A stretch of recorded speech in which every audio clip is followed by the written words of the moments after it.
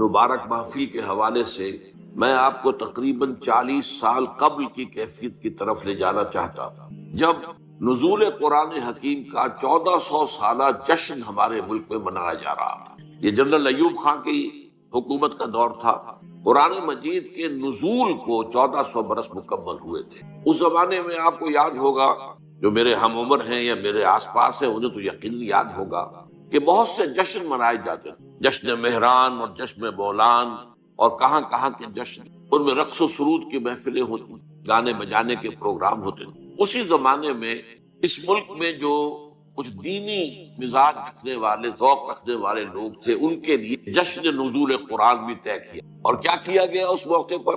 قرات کانفرنس کی گئی، سونے کے تار سے قرآن مجید لکھوایا گیا، جو آج بھی ہمارے ہاں فیصل چوک میں موجود، کئی من وزن۔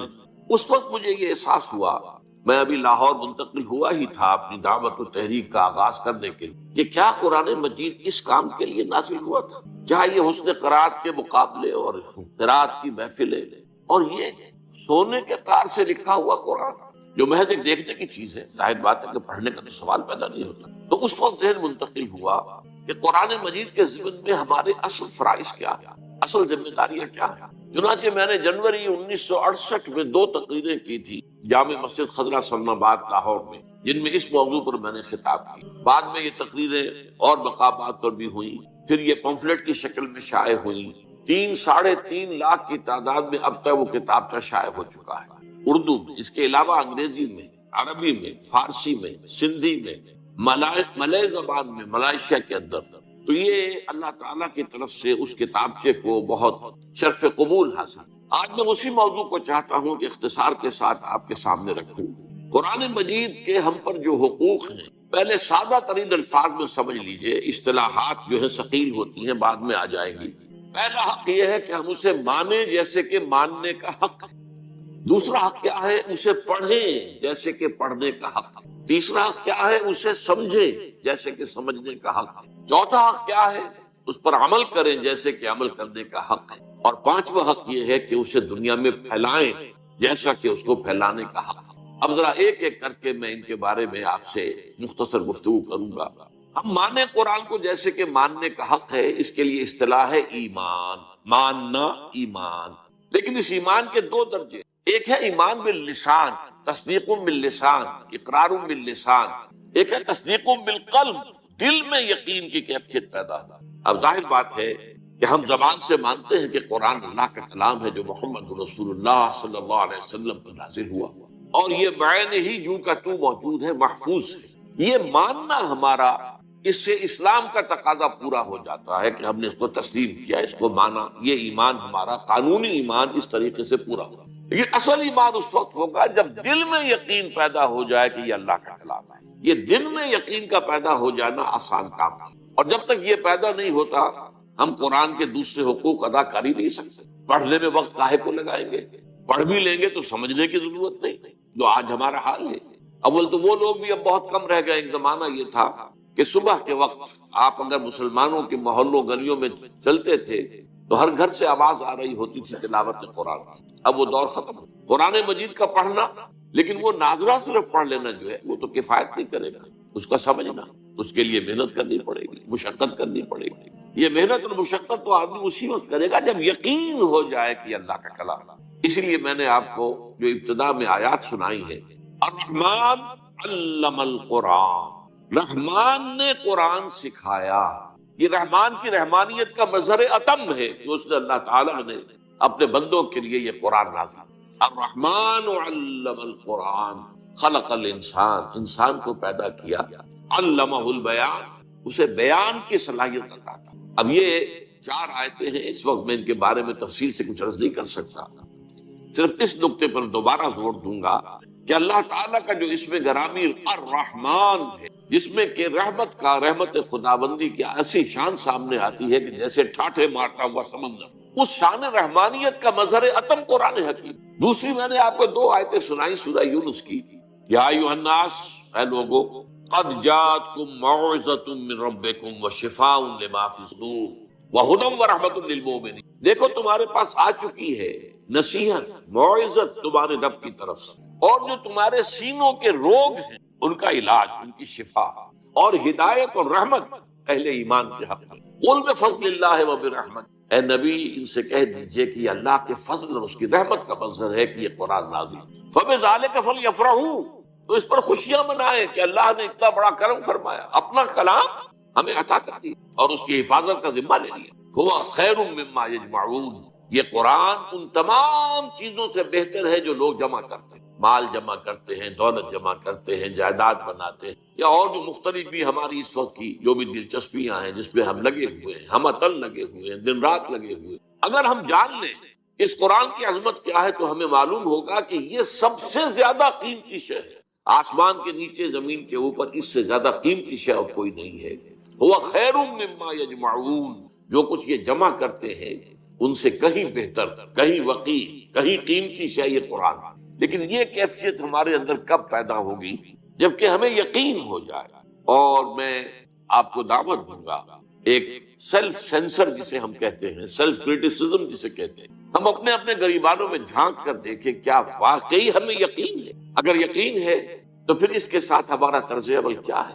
کیا ہمیں پڑھتے ہیں اسے جیسے کہ پڑھنے کا حق ہے؟ کیا سمجھتے ہیں جیسے کہ سمجھنے کا حق ہے؟ کیا اس پر عمل کرتے ہیں جیسے کہ عمل کرنے کا حق ہے؟ کیا اسے پھیلا رہے ہیں دنیا میں جیسے کہ پھیلانے کا حق ہے؟ اور اگر ہم یہ نہیں کر رہے تو اس کا صاف مطلب یہ ہے کہ ہم زبان سے تو کہہ رہے ہیں، اقرار باللسان تو اللہ کا شکر ہے کہ ہمیں حاصل ہے اور اسی کی بنیاد پر ہم مسلمان ہیں، لیکن یقین قلبی کی نعمت سے ہم محروم۔ تو میں اس وقت دعا ہی کر سکتا ہوں کہ ہمیں اللہ تعالیٰ قرآن مجید کے منزل من اللہ کلام ہونے پر یقین عطا فرمائے، اس لیے کہ بعد کے جو حقوق ہیں وہ سب اسی کے اوپر جو ہے ان کا دار و مدار ہے۔ اب آئیے نمبر 2، اسے پڑھیں جیسے کہ پڑھنے کا حق ہے۔ قرآن مجید کے پڑھنے کے ضمن میں پہلی بات یہ کہ اس کی تجوید صحیح ہونی چاہیے، مخارج صحیح ہے، ہمیں معلوم ہو قاف اور کاف میں کیا فرق ہے، عین اور حمزہ میں کیا فرق ہے، ہا اور ہا چھوٹی ہے ان میں کیا فرق ہے۔ تو قرآن مجید کو تجوید کے ساتھ پڑھنا، تجوید کے ساتھ اس کی تلاوت کرنا یہ ضروری۔ پھر یہ ہے کہ اسے اپنا روزانہ کا معمول بنانا۔ چنانچہ ہمارے صحابہ کرام رضوان اللہ تعالی علیہم اجمعین کا تو معاملہ یہاں تک تھا کہ بہت سے صحابہ ہر ہفتے ایک مرتبہ قرآن ختم، ان میں سر فہرست حضرت عثمان بن عفان رضی اللہ تعالی عنہ، ہر ہفتے قرآن مجید ختم کرنا یہ ان کے معمولات میں شامل۔ یہی وجہ ہے کہ قرآن مجید کی آپ 7 منزلیں آپ دیکھتے ہیں۔ یہ 7 منزلیں کیوں تھی؟ یہ 7 منزلیں اسی اعتبار سے کہ ایک منزل روزانہ کی تلاوت کر کے ہر ہفتے میں قرآن مجید ختم کر۔ وہ تو بعد میں جب ہمارے اندر زوال پیدا ہو گیا اور وہ ذوق یقین میں کمی آ گئی تو اس کے بعد یہ ہوا ہے کہ پھر ہر مہینے ایک مرتبہ ختم کرنے کے لیے 30 پاروں میں تقسیم کی۔ لیکن یہ 30 پاروں کا وجود دور صحابہ میں نہیں تھا، یہ بعد کی پیداوار۔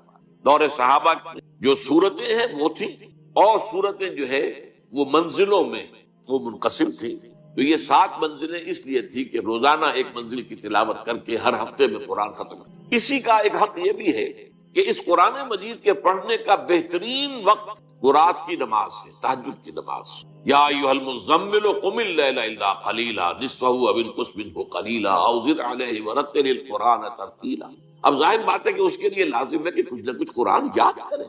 قرآن مجید کا یاد کرنا تو ایک تو حفظ یہ ہے، ایک حفظ یہ ہے کہ ہم میں سے ہر ایک کو کچھ نہ کچھ قرآن یاد ہونا چاہیے اور سمجھنا چاہیے کہ جتنا قرآن مجھے یاد ہے وہی میری اصل دولت ہے۔ اور یہ قرآن پھر اللہ تعالیٰ توفیق دے تو رات کو تہجد کی نماز میں کھڑے ہو کر ترتیل کے انداز میں ٹھہر کر پڑھا جائے۔ تو یہ ہے قرآن مجید کے پڑھنے کا معاملہ کہ اسے پڑھا جائے جیسا کہ پڑھنے کا حق۔ تیسری بات آئی ہے اس کو سمجھا جائے جیسے کہ سمجھنے کا حق۔ اس کے 2 رتبے مرحلے جو بھی آپ کہیں، پہلا ہے جس کو قرآن کہتا ہے تذکر بالقرآن، قرآن سے نصیحت اخذ کرنے، قرآن جو ہدایت دیتا ہے وہ حاصل کرنا۔ اس کے لیے قرآن مجید میں سورہ قمر میں 4 مرتبہ فرمایا گیا وَلَقَدْ يَسَّرْنَا الْقُرْآنَ لِلذِّكْرِ فَهَلْ مِن مُدَّكِرٍ۔ یہ نصیحت اخذ کرنے کے لیے، ہدایت اخذ کرنے کے لیے ہم نے قرآن کو آسان بنایا ہے۔ تو ہے کوئی تم میں سے کہ جو اس سے ذکر حاصل کرنا چاہے؟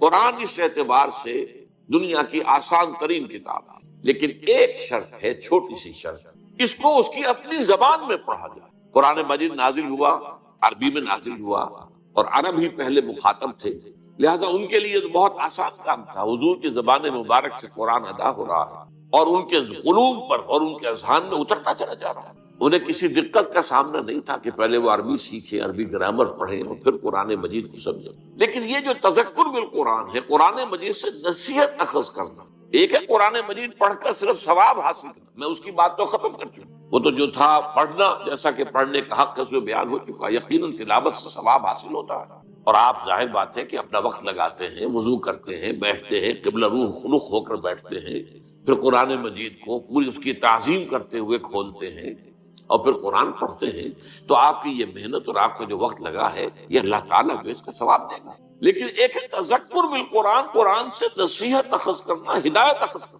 وہ صرف پڑھنے سے تو حاصل نہیں ہو جب تک کہ آپ اسے سمجھیں گے، اور اس کی پہلی منزل یہ ہے کہ آپ اتنی عربی ضرور سیکھ لیں کہ آپ قرآن مجید کو تواتر کے ساتھ پڑھتے چلے جائیں اور اس کا ذکر، اس کی ہدایت آپ کے دل اور دماغ میں اترتی جائے۔ اس کے بغیر تذکر حاصل، ثواب حاصل ہو جائے گا، میں پھر عرض کر رہا ہوں، کہیں میری بات کو آپ غلط سمجھیں۔ کچھ لوگ ہیں جو کہتے ہیں کہ بغیر سمجھے پڑھنے سے کوئی ثواب بھی نہیں ہوتا، نہیں، میں اس کا قائل نہیں، اس کے پڑھنے سے، اس کی تلاوت، محض تلاوت سے بھی ثواب حاصل ہوتا ہے، اگرچہ اس میں ایک نقطہ ہے وہ میں بعد میں عرض کروں گا، لیکن یہ ہے کہ اگر آپ کو اس سے کچھ اخذ کرنی، ہدایت اخذ کرنی ہے، نصیحت اخذ کرنی ہے، تو میرے نزدیک میری بات غور سے سن لیجئے، ہر پڑھے لکھے مسلمان کا فرض ہے کہ وہ اتنی عربی سیکھے کہ قرآن مجید کو اپنی آنکھ سے پڑھ سکے۔ ترجمے سے پڑھنے میں وہ تاثیر نہیں، آپ جو ہے ترجمے سے اگر پڑھیں گے تو گویا کہ آپ مترجم کی آنکھ سے پڑھ رہے ہیں، یہ تو اپنی آنکھ سے پڑھنا تو تبھی ہوگا جبکہ آپ عربی زبان سے واقف ہیں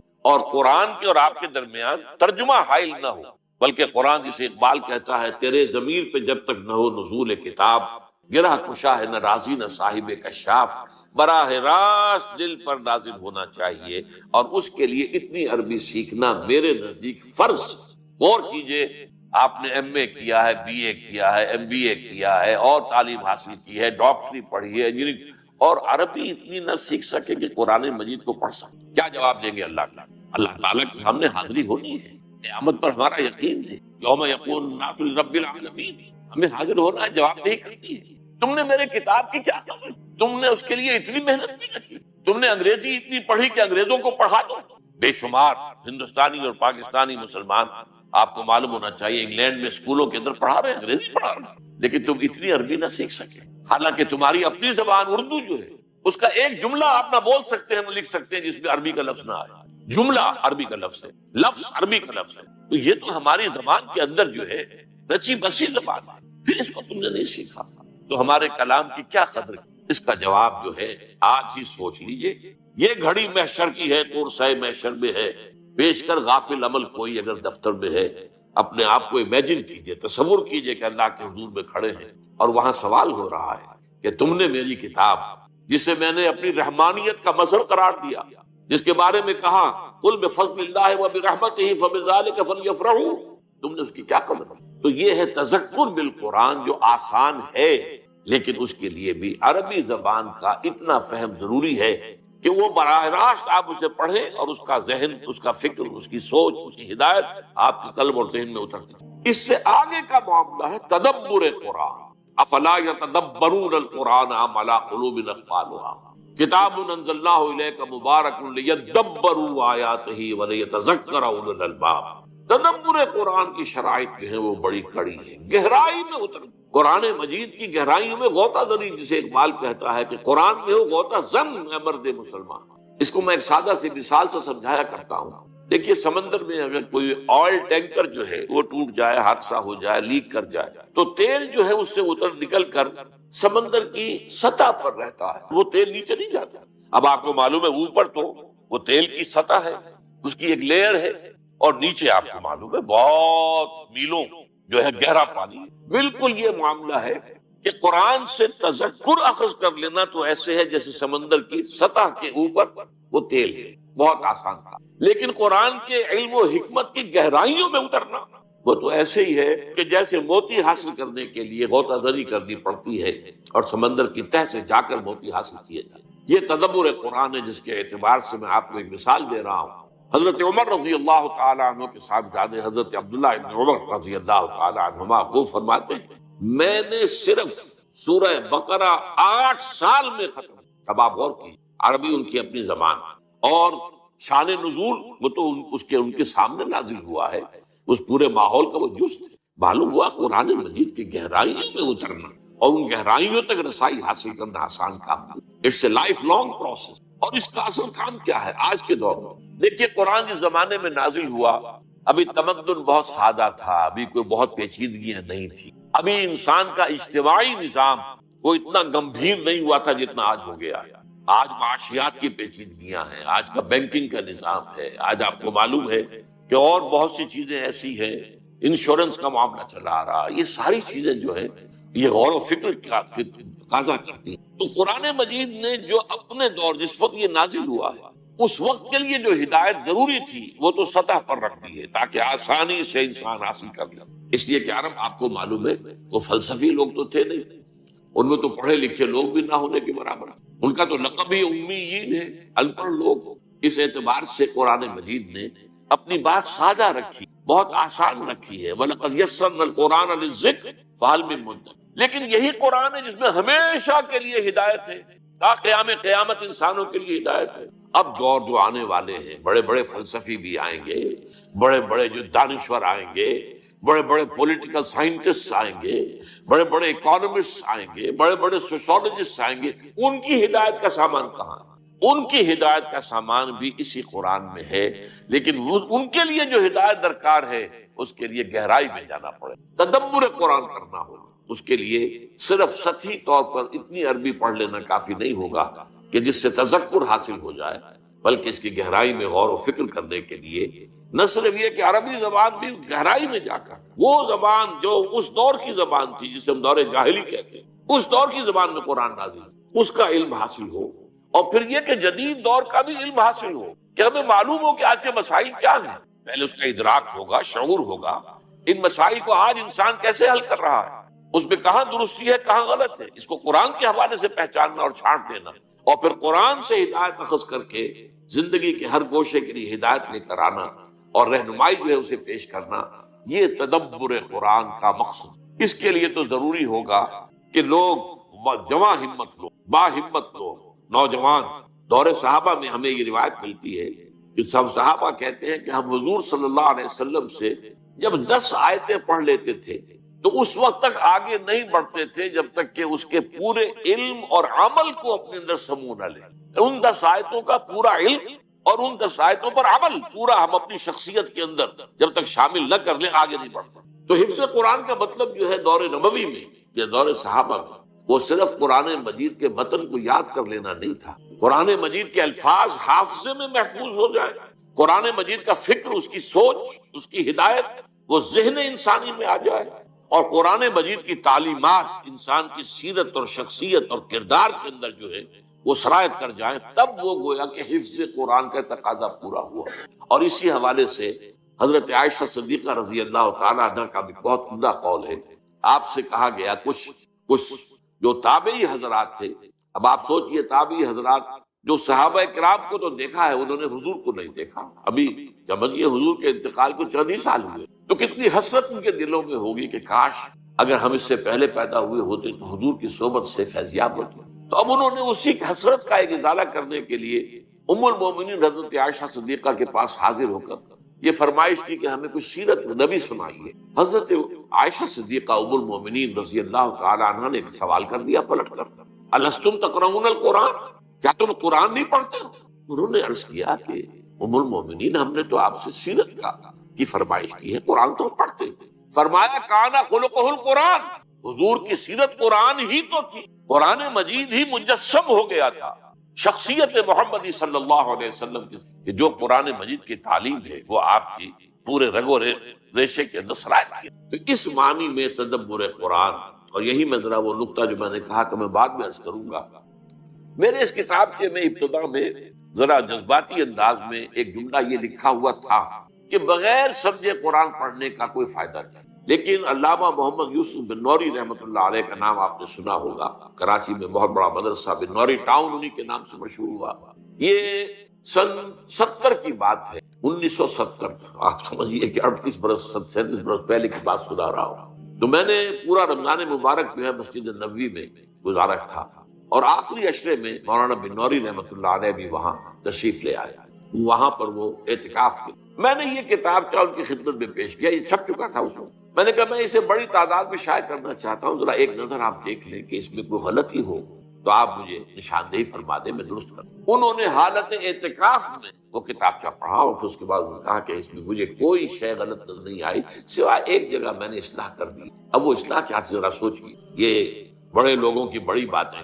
میں نے جہاں یہ لکھا تھا کہ جو شخص پڑھا لکھا ہونے کے باوجود، ایک تو وہ ہے وہ جاہل ہے بیچارہ، وہ کسان ہے، وہ دیہاتی ہے، کچھ پڑھائی نہیں ہے، پھر یہ کہ اب وہ اس عمر کو پہنچ گیا ہے کہ پڑھنا لکھنا سیکھ نہیں سکتا، اس کا معاملہ تو اور ہے، وہ بغیر سمجھے قرآن پڑھے تو ثواب ملے گا، بلکہ یہاں تک میں نے لکھا تھا اگر قرآن مجید ناظرہ بھی نہیں پڑھ سکتا، وہ کھول کر بیٹھ جائے اور روتا ہوا وہ قرآن مجید کے حروف پر انگلی پھیرتا چلا جائے، اس سے ثواب تب بھی ملے گا کہ اس نے اپنا وقت لگایا ہے اور حسرت کے ساتھ کہ اللہ میں تیرے اس کلام کو پڑھنے کی اہلیت نہیں رکھتا، تو اسے ثواب ملے گا۔ لیکن جن لوگوں نے تعلیم اعلیٰ حاصل کی وہ اگر قرآن بغیر سمجھے پڑھیں گے تو انہیں کوئی فائدہ نہیں ہوگا، کوئی ثواب نہیں۔ مولانا بن نوری رحمۃ اللہ علیہ نے فرمایا کہ یوں نہ کہو، یوں کہو کہ ان کے تلاوت کے ثواب سے ہو سکتا ہے کہ نہ سمجھنے کا عذاب بڑھ جائے، یعنی یہ دونوں چیزوں کو سپلٹ کر دیا۔ ایک ہے تلاوت، وہ تلاوت اگر کر رہے ہیں، پڑھے لکھے لوگ ہیں،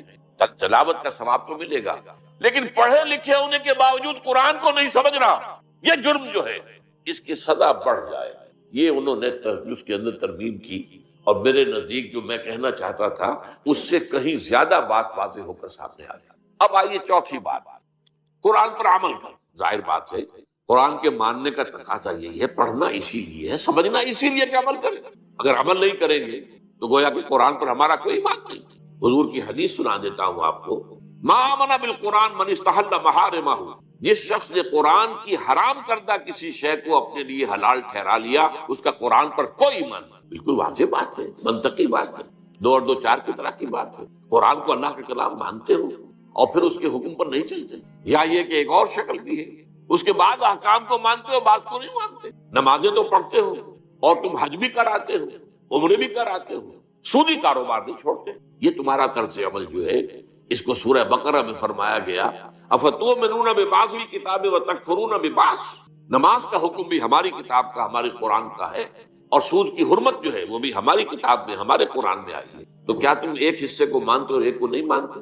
فما جزاء من يفعل ذلك منكم الا خزي في الحياة الدنيا ويوم القيامة يردون الى اشد العذاب وما الله بغافل عما تعملون۔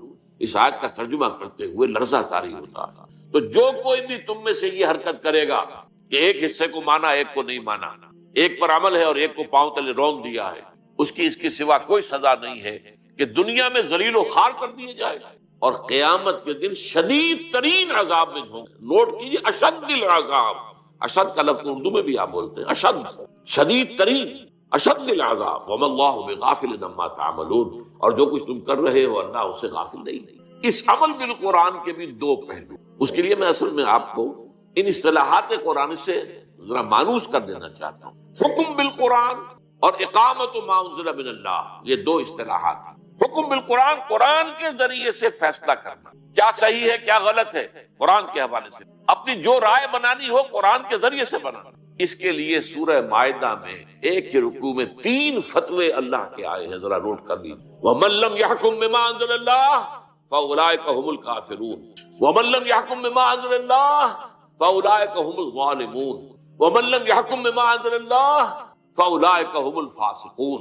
7واں رکوع سورہ مائدہ کا یہ 3 دفعہ یہ بات آ گئی، جو لوگ اللہ کی اتاری ہوئی شریعت اور اللہ کی اتاری ہوئی ہدایت کے مطابق فیصلے نہیں کرتے، وہی تو کافر ہیں، وہی تو مشرک ہیں، ظالم ہیں۔ اور ظالم قرآن مجید کی اصطلاح میں مشرک کے لیے آتا، ان الشرک لظلم عظیم، اور وہی تو فاسق ہیں، وہ تو اللہ کے باغی ہیں۔ اب اس اعتبار سے غور کیجئے، آج امت مسلمہ اللہ کی نگاہوں میں کیا ہے؟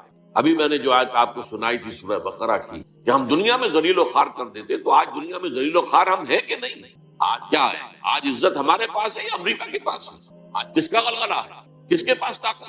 ہم تو آپ کو معلوم ہے دنیا کے اندر جو اس وقت وہ سمجھے جاتے ہیں کہ بہت ہی کمزور قوم، بہت ہی ذلیل قوم، جو لوگ جو ہے اپنے معاملات درست نہیں چلا سکتے، اور آج ہمارا حال کیا ہے؟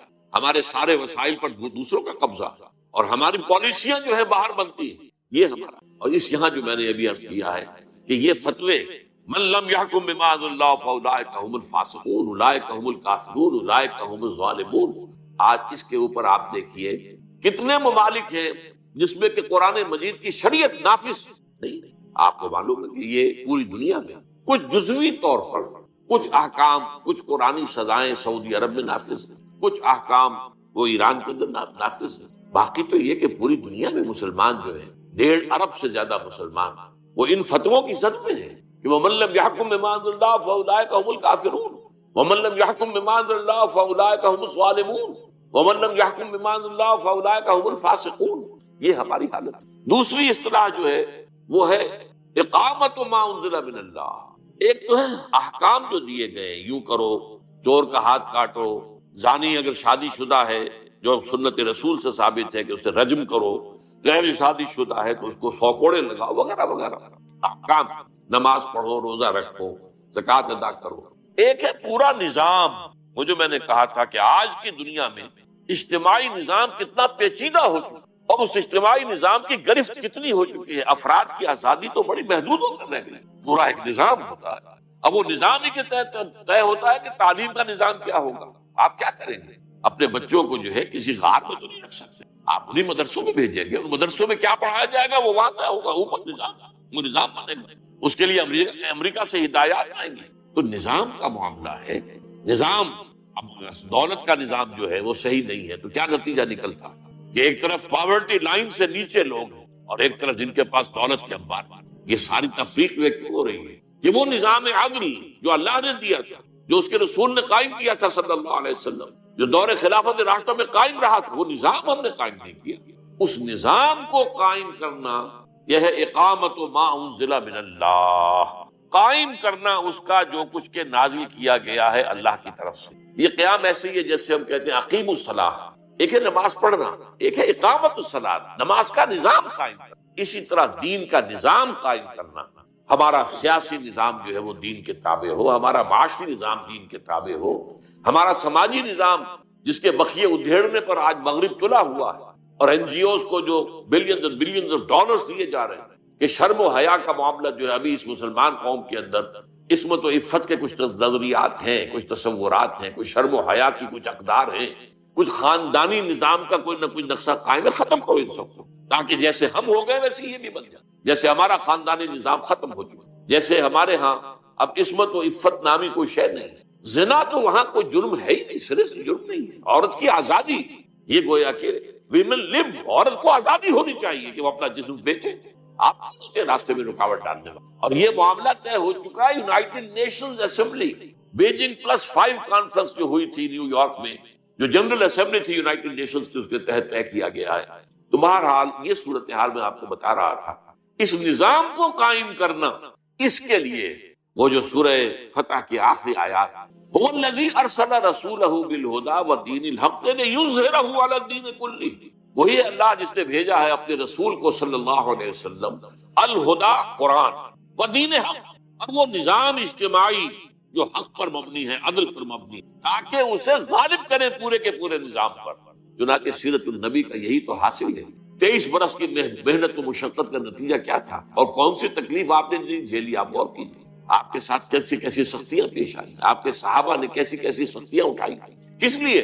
تاکہ اللہ کے دین کے نظام کو قائم کریں، ان اقیموا الدین ولا تتفرقوا فیہ۔ اور بالآخر وہ وقت آیا، سینکڑوں صحابہ کو جام شہادت نوش کرنا پڑا ہے، حضور جو ہے زخمی ہوئے ہیں، حضور کا خون آپ کو معلوم ہے 2 دفعہ زمین میں جذب ہوا ہے، طائف کی گلیوں میں بھی جذب ہوا ہے، اور وادی احد کے اندر بھی آپ کا خون جذب ہوا، پھر کہیں جا کر وہ نظام قائم ہے۔ اس نظام کے بارے میں قرآن مجید میں اہل کتاب سے خطاب کر کے کہا گیا ہے، قل یا اہل الکتاب، اے نبی کہہ دیجئے ان اہل کتاب سے، لستم علی شیء حتی تقیموا التوراۃ والانجیل وما انزل الیکم من ربکم، تمہاری کوئی حیثیت ہماری نگاہوں میں نہیں ہے، تم اپنی جگہ سمجھتے ہو کہ we are the chosen people of the lord, ہم تو اللہ کے لاڈلے ہیں، اللہ کے بڑے بہت ہی چہیتے ہیں، لیکن اللہ کی نگاہ میں تمہاری کوئی وقت، کوئی حیثیت نہیں۔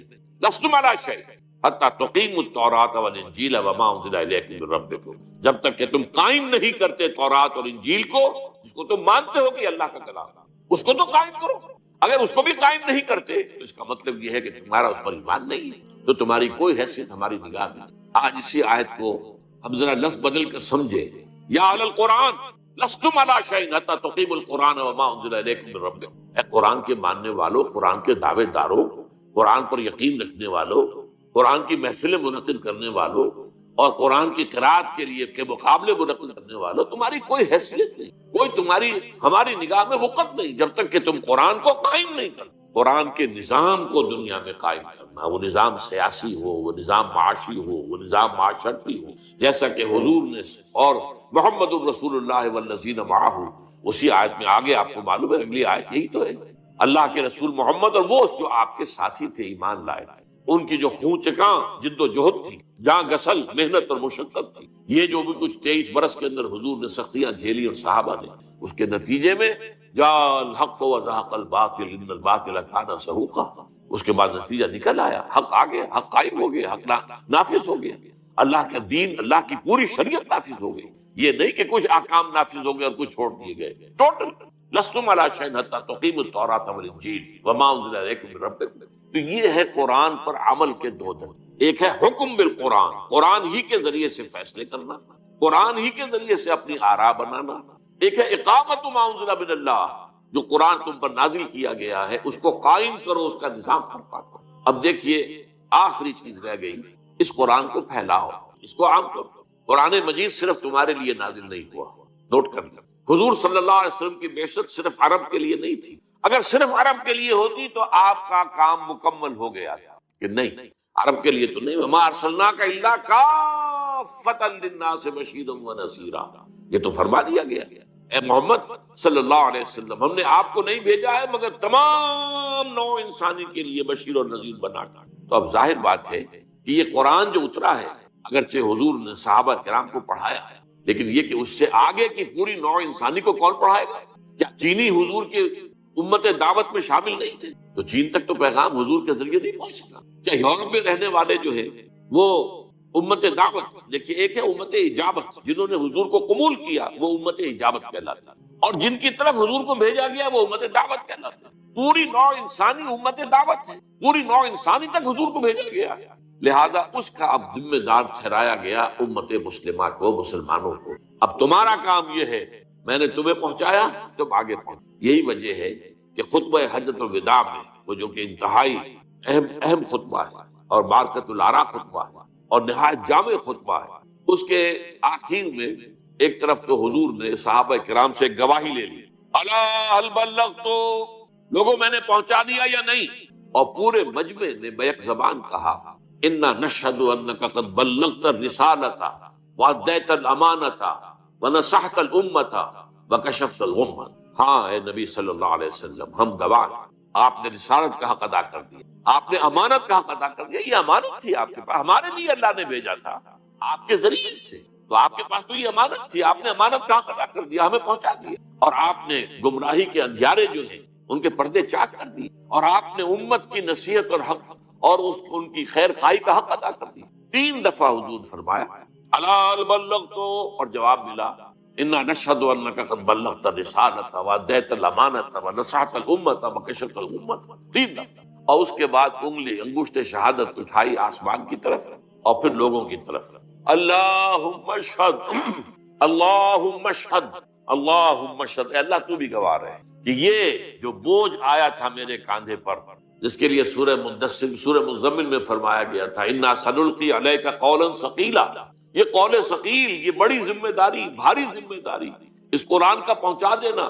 میں نے پہنچا دیا ہے اور یہ مان رہے ہیں کہ میں نے پہنچا دیا، اس لیے کہ قیامت کے دن اس کا سوال جو ہے ہوگا، انبیاء اور رسول سے ہوگا، ہم نے جو بات تم تک بھیجی تھی تم نے پہنچا دی تھی کہ نہیں؟ لہذا یہاں حضور نے گواہی لے لی، اور اس کے بعد فرمایا فَلْيُبَلِّغِ الشَّاهِدُ الْغَائِبَ، اب جو یہاں موجود ہیں ان کا کام ہے کہ ان کو پہنچائیں جو یہاں موجود، اب پوری دنیا تک اس قرآن کا پہنچانا تمہارے ذمہ۔ اور آپ کو معلوم ہے کہ اس کے بعد جو دور خلافت راشدہ ہے اس میں کہاں کہاں تک قرآن پہنچا، کہاں کہاں تک دین پہنچا، کتنے بڑے رقبے کے اوپر اللہ کا دین قائم ہوا، نظام قائم ہوا خلافت راشدہ کے اندر۔ وہ تو یہ کہ ایک یہودی سازش عبداللہ ابن سبا کی، جس نے، آپ کو معلوم ہے کہ وہ انٹرنل سیبوٹاج کیا، اور آپس میں لڑا دیا مسلمانوں کو. اور حضرت عثمان رضی اللہ تعالیٰ عنہ کی شہادت کے بعد حضرت علی رضی اللہ تعالیٰ عنہ کے دور خلافت میں خانہ جنگی جاری رہی اور 1 لاکھ کے قریب مسلمان ایک دوسرے کی تلواروں اور نیزوں سے ختم ہو گئے.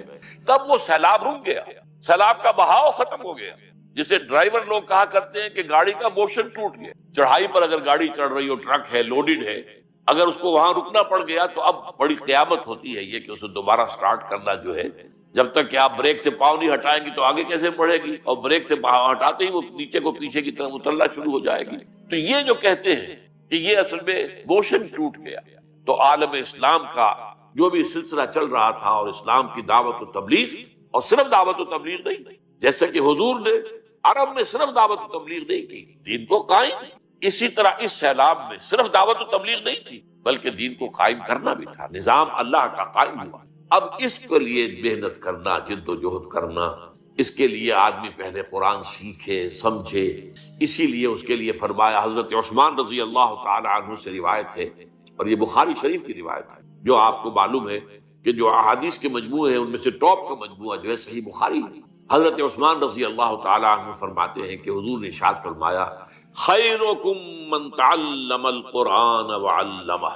لوگوں جان لو، تم میں سے بہترین لوگ وہ ہیں جو قرآن سیکھے اور سکھائیں، قرآن پڑھے اور پڑھائیں. یہاں تک فرمایا گیا ہے کہ بلغوا عنی ولو آیۃ، پہنچاؤ میری جانب سے اور مائی بہاف، کیونکہ میں پوری نوع انسانی کے لیے بھیجا گیا ہوں.